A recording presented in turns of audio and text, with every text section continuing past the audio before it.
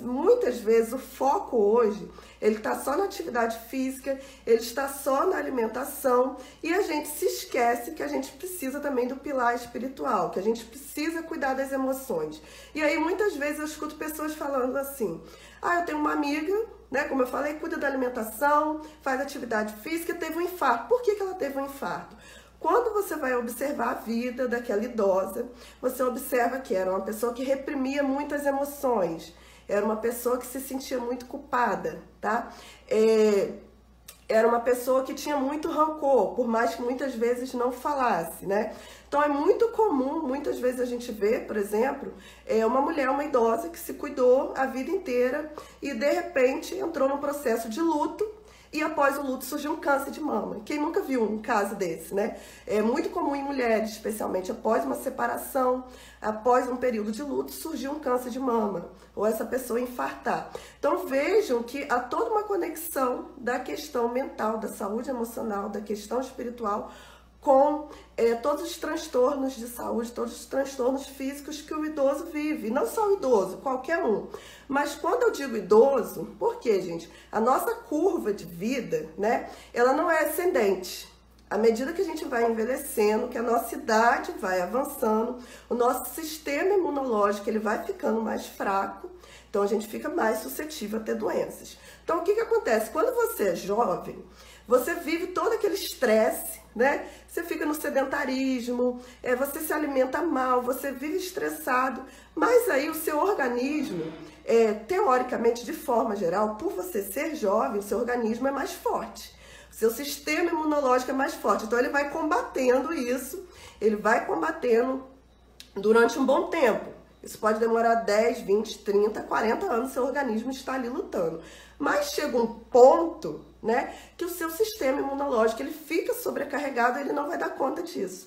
E geralmente isso vai acontecer quando? Na fase da velhice, né? Quando você já está se aproximando ali 50, 55, 60 anos, é que vão surgindo as doenças. Então o que a gente precisa entender é o seguinte, o idoso, por ser idoso, ele não precisa ficar doente.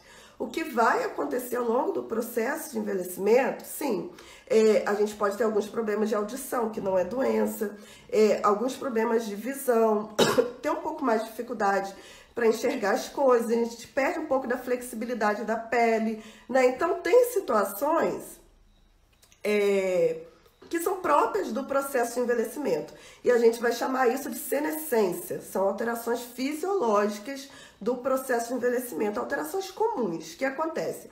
Mesmo que você cuide bem da sua saúde, que você faça atividade física, se alimente bem, chega um ponto, né? Nós somos finitos, somos seres humanos, chega um ponto que é um ponto limite. A nossa saúde, a nossa energia não vai melhorar, não vai aumentar ao longo do tempo, né? Se você tem 90, 80, 90, 100 anos, você não vai ter uma energia igual um jovem de 20, de 30, né?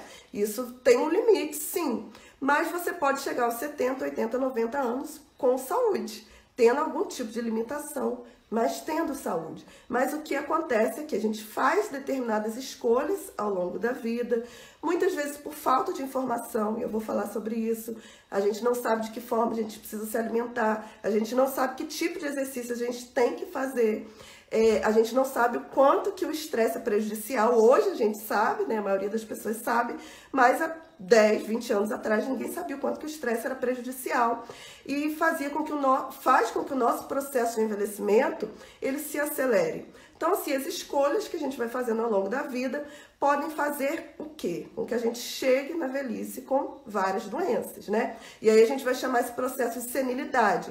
É quando, além daquelas alterações fisiológicas que eu falei para vocês, que são normais, a gente vai ter também alterações que não são próprias do envelhecimento, são as doenças que foram, de certa forma, criadas por nós, cultivadas por nós ao longo dos anos, né? Então a gente chama isso de senilidade na área de saúde. É um envelhecimento com doença. Mas aí você que está aqui, que já é idoso, né? Aí você vai falar para mim, poxa, mas eu não sabia, né? Eu me alimentava mal porque eu não sabia, eu era sedentária porque eu não sabia que sedentarismo poderia me trazer doenças.